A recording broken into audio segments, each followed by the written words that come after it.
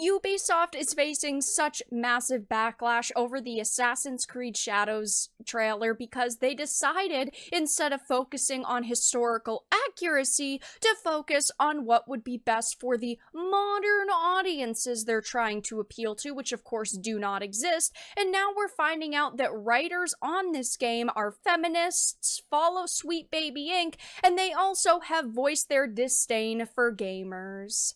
I have a few different things that I want to show off, but before we get into the topic, if you enjoy the content I create, check out the links in the description, follow me on social media, and consider supporting through Patreon or through YouTube memberships. Now, there's really nothing that developers or journalists or really anybody within the industry could do at this point that would surprise me. I'm just massively disappointed that people like this are the ones who are writing our games and are ruining our entertainment and our sphere. And now we're finding out many different things about senior and lead writers on Assassin's Creed Shadows. So obviously, this game is facing a lot of backlash right now because they decided to add in two playable characters. One is a female, but one is a male, and the male is Yasuke.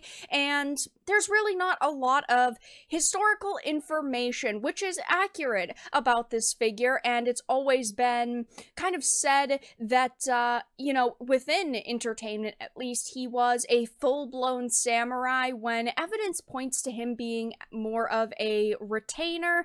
And of course, will that be properly shown within the game and communicated within the title? Most likely not, given he's wielding weapons and he's got full-blown armor and he is a lead character. But of course, I don't expect activists to actually do their research and genuinely put time and effort into the work that they do.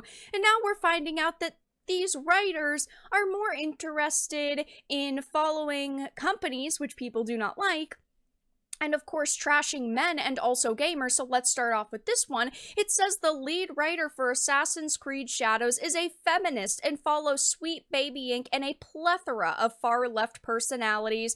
This explains so much. Now, this game is being done by Ubisoft Quebec, and of course, if you do not know, Sweet Baby Inc. is also based in Canada, specifically Quebec. So it seems very likely at this point, with lead writers following Sweet Baby Inc., and of course Ubisoft has been on the kind of partner page that Sweet Baby Inc. has on their website for years at this point. It would not surprise me if they eventually do announce that Sweet Baby Inc. did do like sensitivity reading and writing consultation on this game. It really does just scream Sweet Baby Inc. interference, but also these are the types of people that are being hired within our industry. And as you can see, everyone's got pronouns in their bios. We've got Sweet Baby Inc., which of course still has their Twitter/X account locked, and it also says check out Battle Shapers, Spider-Man 2, and Alan Wake 2, and that hasn't been updated in like 7 to 8 months, ever since the Sweet Baby Inc. backlash really started kind of kicking into high gear.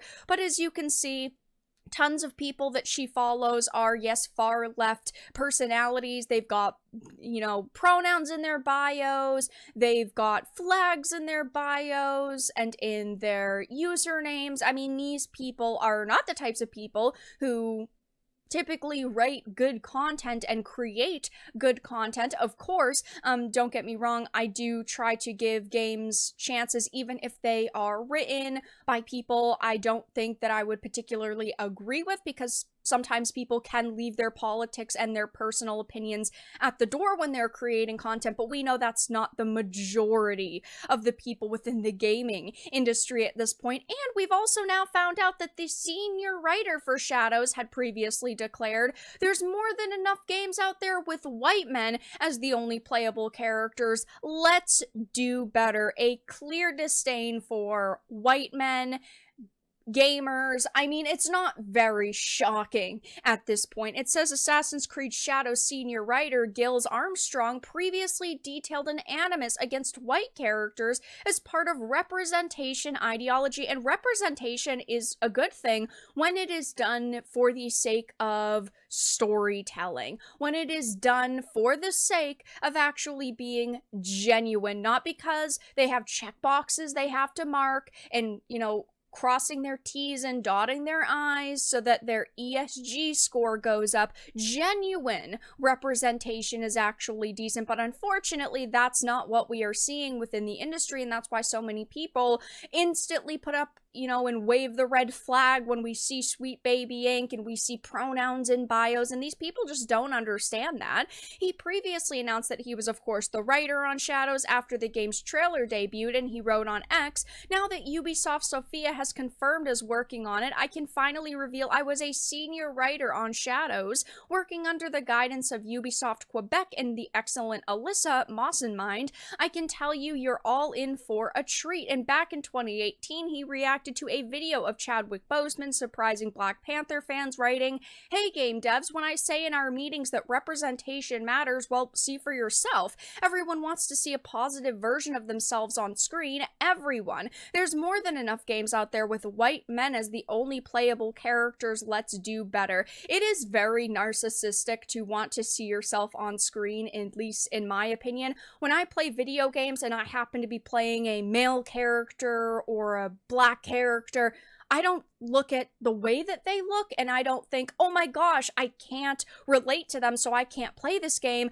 I want to be able to relate to them being courageous and brave and strong and compassionate and kind, and these are the things that you should strive for within your entertainment. I want to play as male characters, I want to play as female characters, I'm fine with playing as black characters or Asian characters. I just don't really look at them and go, oh, I can't play Alan Wake 1 because I'm not a man, or oh, I can't play Ghost of Tsushima because I'm not an Asian man. That's not what most average people think of. They just look at the gameplay and look at the game and go, wow, this is fun. And yes, I do think that it is a positive impact that having, black characters or Asian characters, any, kind of ethnicity, and of course male or females, is perfectly fine within entertainment. I don't have a problem with that, but when again it's being done just for the sake of getting your ESG score up, we can smell that from a mile away and we are not going to be happy with that. He also had shared in 2020 that he believes straight white men are privileged within the gaming industry. Thanks for kicking this off, Game Devs of Color Expo. Game writing is a tough field even with all the privilege of being a cis white male. Based on how very few black game writers I see, I can only imagine how much harder it must be. For advice on game writing and portfolio pieces, I'm here. Again, people should not be hired based on their skin color or their gender. People should be hired because of their merits, because they are a genuinely passionate person who is very good at their job. But instead, these individuals have to bring skin color into it, and they have to bring, oh, your background into it, and oh, do we deem that you're too privileged to get this job? And that's just not the way an industry or any job should be ran, and unfortunately that's the direction that the video game industry is currently headed in. And obviously Assassin's Creed Shadows is not going well for Ubisoft. The trailer is getting completely and utterly annihilated by gamers. The ratio is insane and massive, and I don't think that this backlash is going to die down anytime soon, and this game doesn't come out until November. So first of all, they released a trailer with absolutely no gameplay and put up pre-orders expecting people to open up their wallets for a game they haven't even seen gameplay for, which is absolutely fucking ridiculous.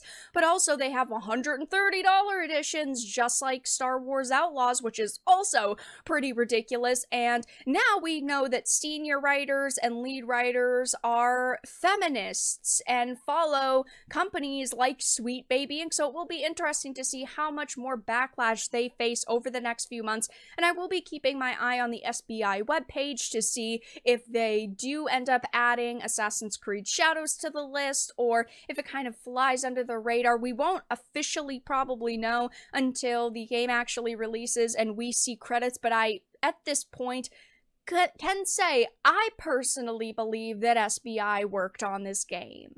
But that's all that I really had to discuss in this video. Let everyone know your thoughts in the comments down below. If you enjoyed this, give it a like, and if you didn't, give it a dislike. I appreciate your support either way, but I will talk to you all again in the next video really soon.